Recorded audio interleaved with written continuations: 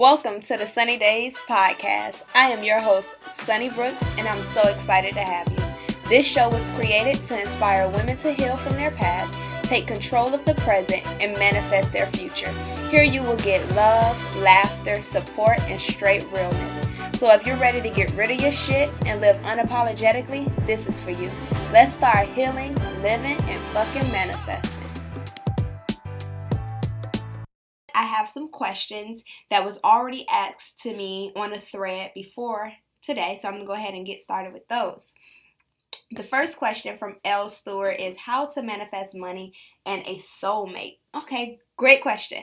So I could tell you all of the techniques and all of the skills that you need to manifest this, but the one thing that you need to do when you're trying to manifest a soulmate is making sure that you yourself is aligned with this soulmate that you're trying to manifest. So for example, if you're not loving yourself, taking care of yourself, speaking to yourself positively, doing positive things for yourself and all of those things, you're not going to manifest a soulmate. You have to first take care of yourself and do the things for yourself that you're looking for other people to do for you.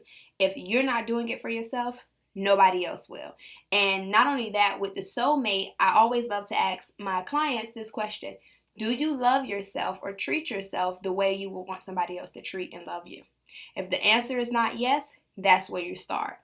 You need to treat yourself like a queen if you want your soulmate to treat you like a queen. You need to take yourself out on dates, buy yourself flowers, do all of these things if this is what you expect from your soulmate. Not only that, how to manifest money, they ask. So what is your money mindset? What is your beliefs? You have to dig deep and figure out what money beliefs or money blockages you may have. Because growing up, our subconscious is programmed and we start to believe that, oh, we got to work hard for money, or money comes to me but I lose it, or money burns a hole in my hand. We have all of these different beliefs around money, which stops money from flowing to us easily. So you want to always check your mindset and check your money beliefs. If your money beliefs aren't serving you and aren't causing you to attract money, you have to reprogram your brain to believe that you are worthy of this money. You can keep this money. Money flows to you. Money is unlimited. Some people think money is scarce, so they have this scarcity mindset, and it causes them to not be able to unlock money. So check your self-limiting beliefs, check your money mindset beliefs, and that's the place to start. So start with being who you want your soulmate to be for you, and then also check your beliefs around money. The second question I have, it was from an email that was sent to me. It says, a while ago, you put a snippet video out on Soulful Vibes Co. about what crystals you carry in your purse. I have been searching everywhere to see if you mentioned it anywhere else, YouTube, Masterclass, etc. Can you please answer in the Facebook Live video this Thursday? Thank you. Okay, so I actually have my purse right here, so let's see. I don't remember, but I won't say I don't remember, but I have some that I don't remember off the top of my head. But let's see. I carry them in a little pouch like this. For those who are on live and could see, I carry them in a pouch, and they're in my purse. Some of them fall out, but here we go. We have hematite. I carry hematite in my purse. Hematite is good for protection and grounding. I have red jasper, and red jasper is good for pain relief. It's good for grounding also, but it's good for health. It's a good health and stone. I always recommend red jasper for any athletes or people who have pain or something. This is smoky quartz. Smoky quartz, which is good for protection and also good for ridding negative energy and removing and detoxing. Smoky quartz is good for that. Then we have citrine. Citrine is good for motivation, willpower, inspiration. It gives you that extra boost you may need. It's also good for money and prosperity. Of course, amethyst. I have to have amethyst with me because amethyst is a definite all-around stone. Let's say that. It's an all-around stone. It's good for spirituality. It's good for anxiety. It's good for depression. It's good for a lot of stuff. It's good for a whole lot of stuff. So that's amethyst. And Tiger's eye. Tiger's eye is good for courage and motivation. I love tiger's eye, but it's also good for connecting to the earth and connecting to nature. So I love, love, love that. Let's see. Rose quartz. I have a rose quartz here.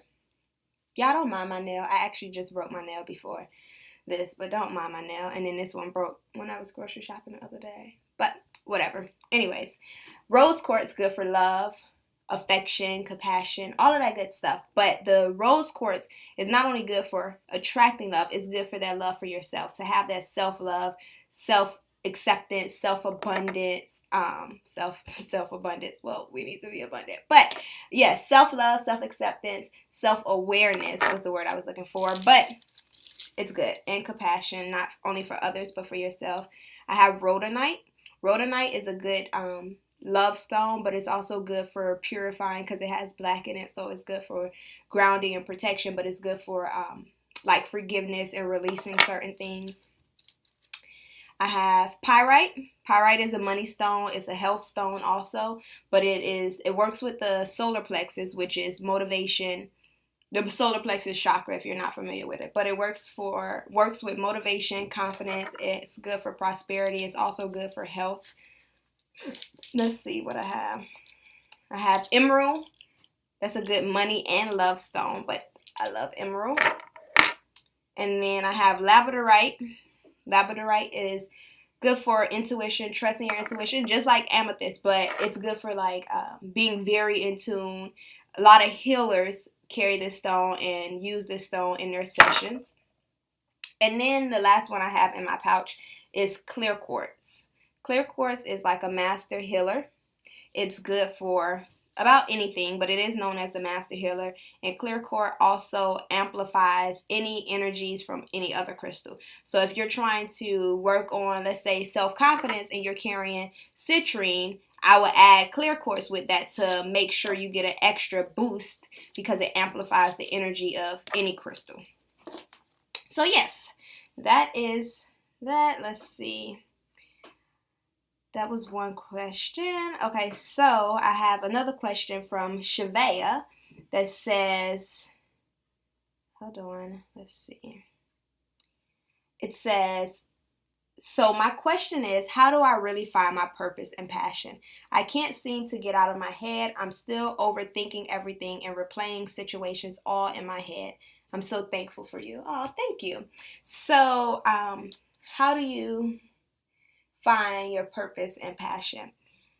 So, I don't think passion is something that you find. I think it's something that's already within you. So, what are you passionate about? What are some things that you enjoy doing, you enjoy talking about, you enjoy volunteering doing, like what are you passionate about? That's simple. Like, what do you enjoy? What lights your fire? Excuse me, I'm just gonna put on some chapstick for a minute. This is what happened.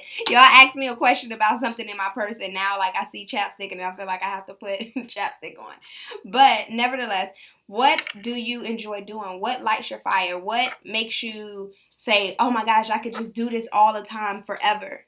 That's how you find your passion, but your purpose also is tied to your pain. I have gotten this question a lot, and I'm thinking about doing a workshop on pain, passion, and purpose because they all tie in together. But just know that your story, your hard times, your pain is not in vain. A lot of times the things that have caused you pain in your life ties directly with your passion. And then those things that you're passionate about is a lot of times things that are tied into your purpose. So I would just say sit down and figure out what you really enjoy doing. What lights your fire? What makes you happy? What do you love talking about? If you could volunteer and do it, what would you do? What would you volunteer and do? If you could get paid doing the same thing for the rest of your life, what would you do? But purpose also, I feel like purpose, I have two things on it. Like, I know that people have purposes, and I know that people come with a certain purpose to this earth, and they have to live out this purpose and so forth. But I also believe that people chase this one purpose and feel like, oh, I have this purpose, this one purpose. But I feel like we have multiple purposes, and they all work together to achieve our higher I would say a higher purpose. So for example, you may have a purpose of being a mother, also a purpose of being a servant at your church, and then also a purpose of being a wife, but then also a purpose of being a business owner, also a purpose to inspire young girls, but also a purpose to empower women. You may have all of these purposes that work together, and that's beautiful. So we have to be able to accept all of our purposes, because we have this thing in society that is like, oh, she's living her purpose. What is my purpose? And it's more than one purpose that work together to achieve your higher purpose, if that makes sense. Let's see. What else? What's the next question? I think her name is Krisha. I think it's Krisha. Yes. My question is, how do I completely forgive someone and be content with myself without physically confronting them? Also, how can I, okay, so that's a whole separate question. So I'm going to answer this first one. How do I completely forgive someone and be content with myself without physically confronting them? So, something that I teach in my I Choose Me program is all about forgiveness. But when you asked that question, it made me remember something that I told the ladies in the program. You don't need other people's validation. You have to accept that other people don't have to validate your experience. They don't have to validate your emotions. They don't have to validate how you felt in that moment. So when we stop seeking that validation from others, we stop seeking their closure, because that's what people say. Oh, I just need to talk to them to get closure. You don't need closure from other people. The closure comes from within, because guess what? They may or may not agree with you. And you don't want to set up your forgiveness based on what they say or what they feel. So you have to truly understand that your forgiveness comes for yourself. You're not forgiving for them. You're forgiving so you can move on. I use this saying all the time. Like, when you don't forgive someone, it's like you drinking poison and expecting them to die. It's the same thing, because you're not forgiving and they're living their life. They're doing whatever. They probably don't even know what happened, or they don't give a damn about what happened. They just going on about their day, but you're the one who's stuck with this pain, and you're the one that's holding on to it. So you have to find that power and find that reason within yourself to say, okay, this is why I'm forgiving this person. This is why I need to forgive, so that I can move on. Not I'm forgiving them because they gave me the closure, because you may never get that closure. And you don't need, and you shouldn't need their validation. You shouldn't need their approval. You shouldn't need their ear. But a thing you can do is you can write a letter. Say if you don't want to talk to them, or whatever the case is, write a letter and let them know how they really made you feel. With that letter, you can burn it. Some people want to give the people their letter, especially if you want to continue a relationship with them and everything, but burn a letter, release it. Or you can record it. Sit in front of a voice memo or your computer or whatever, and just record as if you're talking to that person. So you're getting that stuff and getting that energy off your chest, but you're not necessarily looking for their approval or looking for them to say, okay, yeah, I did that, my bad, I'm sorry. Okay, so her second question was, also, how can I continue to manifest positive energy and thoughts when negative energy and thoughts seem to manifest faster? Okay, so no, they don't manifest faster. The thing is those are, it's kind of like your vibration. It's like an entire process, which it literally took me 5 weeks to teach this to a bunch of ladies. So there's no way I'll be able to explain this in a short amount of time. But you have to check yourself, because they manifest at the same rate. And again, that's your belief. That's a limiting belief that you have, thinking that bad things happen faster than good things. We have to reprogram that. You have to go back and figure out where that come from. Figure out, maybe your mom, your grandma, your aunt said something. Oh, bad, when it rains it pours. Or, oh, all the bad stuff always come. We'll never experience good. You have a limited belief somewhere in your subconscious that makes you believe that bad stuff happens before good stuff. And when that happens, you have to reprogram it. But your vibration matches your mind state. So if you're vibing at a low, like literally, this is science. If you're vibing at a lower vibration, all of those things that happens in that lower vibration will come like this. because you're in that lower vibration. If you're saying greed and jealousy and envy and pain and hurt and unforgiveness, if you're vibing at that, all of the things and experiences that that goes along with those vibrations will come quicker because you're already in that state. So you have to check your vibration, right? And that's easier said than done. But tip, a skill, or something you could take away from that is literally when you have the negative thought, you replace it with the positive. If you have a negative thought like, oh, I hate my job, you better replace it with, oh, I love my job because it allows me to pay my bills. Just replace your negative thoughts with your positive thoughts. And that's a start. But it's literally a deeper issue that has to be dealt with and looked at and pulled out and reprogrammed in order to push forward. Okay, so Gigi asked, I've only been sort of feeling tested lately. I just don't understand. Okay, I just don't understand why I feel attached and pulled on. How do I stop being others' punching bag? It's as simple as saying no. I said this on Monday. No, you have power in your no. There's power in your no. Like, you do not have to be other people's punching bag if you don't want to be other people's punching bag. You don't have to. And saying no, I don't want to do that, no, I don't feel comfortable with that, is a start. But also loving and appreciating yourself. The only reason why we allow other people to treat us certain ways because we're looking for them to fill our cup, to validate us, to make us feel good for something. We're looking for something from them.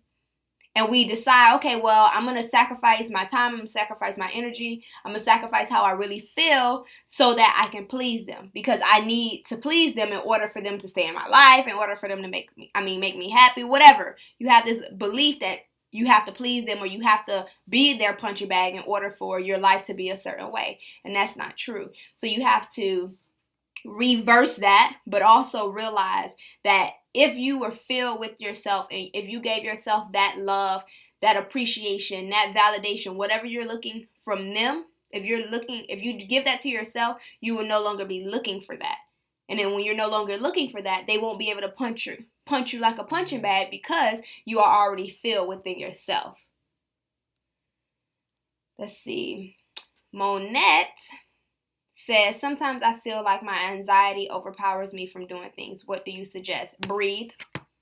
Trust me, I have suffered from anxiety many years, and it still comes up to this day because it's an ongoing battle, but breathe.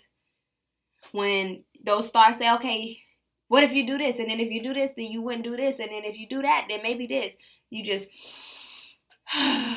take a deep breath and do it anyway, especially when it comes up as fear, you act on it. When your anxiety tell you can't do this or you won't do this or what if you do this, just do what it is that your anxiety is stopping you from doing so that you can cancel that belief. But breathing is essential with anxiety because it moves the energy through your body. It continues to bring fresh air to your body. So you're calming down. You're calming your thoughts.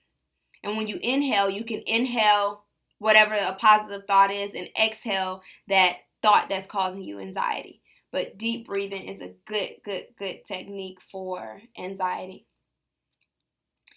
And then the last question I have on this feed is from Nyoka. How do I enforce my boundaries? I mean, I am standing my ground, but the person was not respecting it. So you have to realize that people don't have to respect your boundaries, but okay, let me say this. People don't have to respect your boundaries, but they have to, oh my gosh, how can I explain this? So how about this?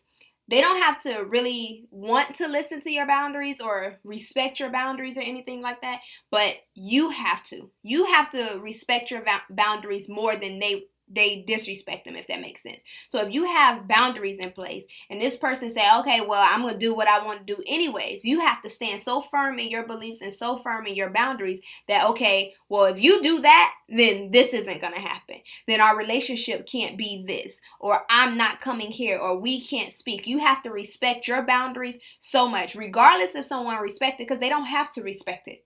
They don't have to respect anything they don't want to because they are their own human. They don't have to respect your boundaries because they're your boundaries. But you have to respect them. And by you respecting them, you're acting on them. If you have boundaries in place and they disregard them and just act like they don't exist, then guess what? They're never going to listen to your boundaries. Because they're going to be like, oh, well, shit, I pushed the boundary last time. It's like they're going to skate on thin ice for a long time because they just cool with it. Kind of like, oh, I can get away with that? Okay, well, so when you say something again, they're going to keep getting away with it until you reinforce your boundaries and you stick to it. Whatever your boundaries are, stick to it. But you have to have a non-negotiable with your boundaries. So, okay, yes, they have disregarded and disrespected my boundaries. Now, what am I going to do? What am I going to do? Now that they disregarded and disrespected my boundaries, what am I going to do? Am I going to cut them off? Am I going to limit the time I'm around them? Am I going to tell them, look, these are my boundaries and I'm standing firm in this, and if you can't respect it, I'm gone? What are you going to do? You have to do something. It's kind of like if a child do something, they continue to get away with it, they will keep doing it. But when you discipline a child, they're going to say, okay, well, I don't want that to happen, so I'm going to listen to what originally was said. Same thing with adults. Oh, you don't want this to happen. You don't want me to not talk to you. You don't want our relationship to be ended. So I'm going to respect your wishes. I'm going to do this. So stand firm in your beliefs. Like, listen, I understand, especially when it comes to family, you have to put boundaries in place that they don't want to respect. That's fine. They don't have to respect it. But guess what? You're going to respect my disappearance. You're going to respect this block. You're going to respect whatever. You have to force people to respect your stuff. And when I mean force, that I use that word very lightly. You have to just allow yourself to keep putting the boundary in place. Let me just say that. Just put the boundary in place and act on it. When they don't listen, you either say something or you do something about it. You have to do something. Hey, if you enjoyed this episode as much as I did, be sure to leave me a review and share this episode with others. Also, you can screenshot it and post it on your social media page and tag me at I Am Sunny Brooks. Be sure to check out my website at www.iamsunnybrooks.com and follow me on all social media platforms at I Am Sunny Brooks. Let's heal and manifest together.